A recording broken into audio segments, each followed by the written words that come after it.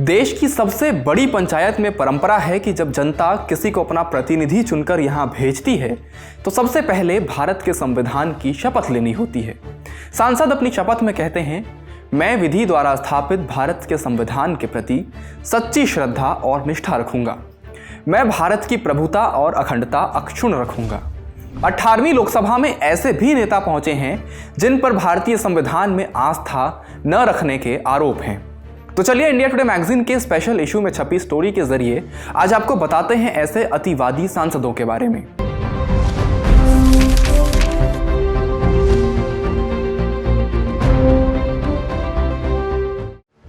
नमस्ते, मेरा नाम धनंजय है और आप देख रहे हैं इंडिया टुडे हिंदी।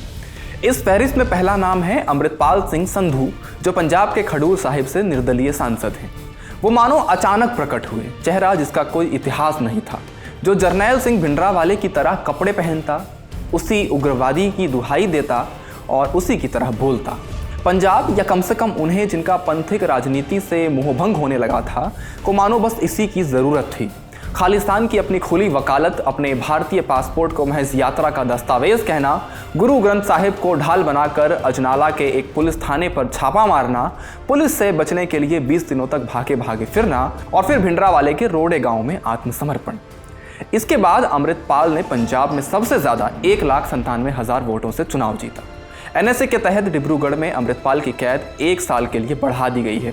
संविधान में कोई आस्था न रखने वाले का संविधान के ही नाम पर शपथ लेना दिलचस्प है। लिस्ट में दूसरा नाम है शेख अब्दुल इंजीनियर रशीद, जम्मू कश्मीर के बारामूला से निर्दलीय सांसद। अब्दुल गनी लोन की आज़ादी समर्थक पीपल्स कॉन्फ्रेंस में पले बढ़े इंजीनियर रशीद, जिन्हें राज्य लोक निर्माण निगम में दशक भर काम करने की वजह से ये नाम मिला।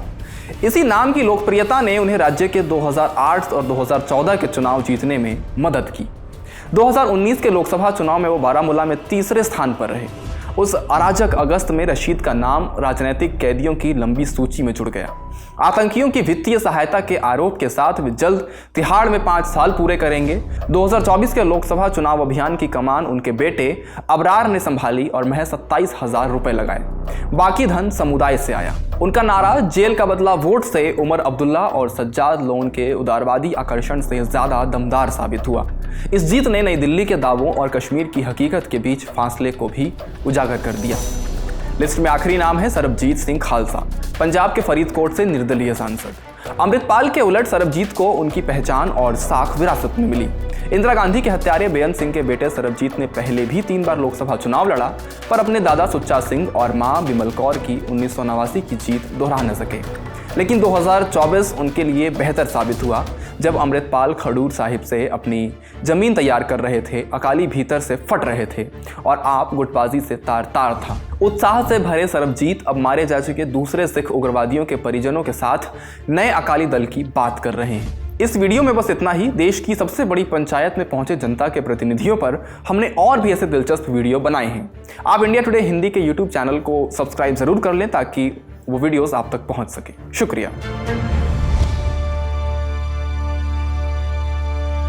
इसी तरह की तसल्ली से भरी हुई एक्सक्लूसिव रिपोर्ट्स देखने के लिए सब्सक्राइब करें इंडिया टुडे हिंदी का यूट्यूब चैनल और बेल आइकन जरूर प्रेस करें ताकि वीडियो अपलोड होते ही आपको खबर हो जाए।